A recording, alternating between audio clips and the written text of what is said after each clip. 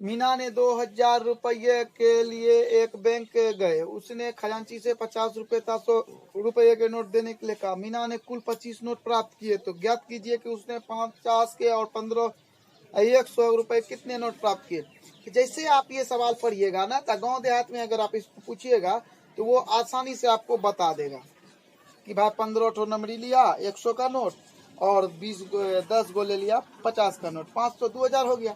लेकिन ये गणित है भैया, और इसमें जो है ना एक्स वाई जेड करते करते ना आपका खान छूट जाएगा। इसलिए इसको एक्स वाई जेड करिए और फिर निकालिए, तब आपको आंसर निकलेगा। और गाँव देहात के लिए तो ये बिल्कुल ही आसान हो जाता है।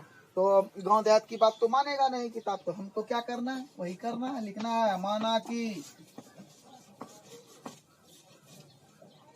कौन नोट है पहले 50 रुपये, 50 रुपये 50 रुपये के एक्स तथा 100 रुपये के वाई नोट दिए। यही ना कह रहा है, सुनो नोट बताइए, नोट दिए। तो लिख सकते हैं माना कि 50 रुपये के एक्स तथा 100 रुपये के वाई नोट हैं। अब आप लिखिए प्रश्न से। तो प्रश्न से जब लिखेंगे तो क्या हो जाएगा, तो प्रश्न से जब कुल नोट कितना है 25 है, तो एक्स प्लस वाई बराबर आपको हो जाता है 25। समीकरण एक हो गया। और दूसरा समीकरण आपको निकलेगा 50 रुपये का नोट एक्स है, तो 50 गुने एक्स प्लस 100 गुने वाई, सबको जोड़िएगा 2000 टका हो जाएगा। ठीक है। अब आप देखिए इसमें से 50 को कॉमन लेना चाहेंगे आप, 2y बराबर 2000 हो जाएगा। ठीक है। फिर क्या है, फिर आप लिख ले चलिए ना, होना क्या है, होना वही है जो इसका आंसर है। आप लिखते जाइए, हड़बड़ाइए नहीं। देखिए गुणांक था, उस पार ले गए, भाग कर दे, 0 0 खत्म हो गया, 5 चौके 20 हो गया, मतलब 40 हो गया। अब आप यहाँ लिखना चाहेंगे x प्लस 2y बराबर 40। इस तरह से आपको दो समीकरण निकल जाता है, समीकरण 1 और समीकरण 2। तो अब आप करिए समीकरण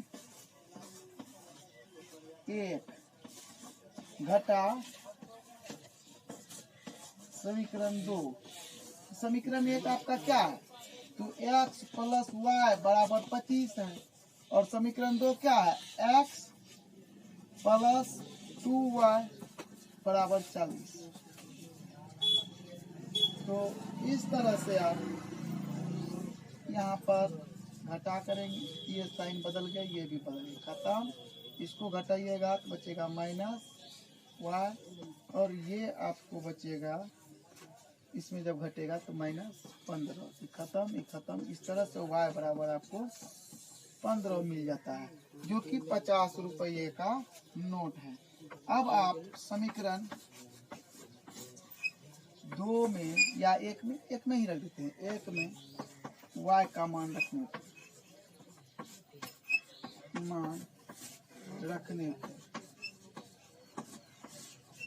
रख दी। समीकरण 1 क्या है, आप लिखिए उसको, x प्लस वाई बराबर 25। तो इस तरह से आप लिख सकते हैं। x का मान कितना निकला है, कुछ नहीं, x तो निकलना ही है। y का मान 15 है, 15 बराबर 25। तो यहाँ तक आपका मिल जाता है। तो अब जो है आप देखिए कि x बराबर 25 घटा 15 और x बराबर आपको 10, तो क्या हो गया, 50 रुपये के नोट बराबर हो गया 10,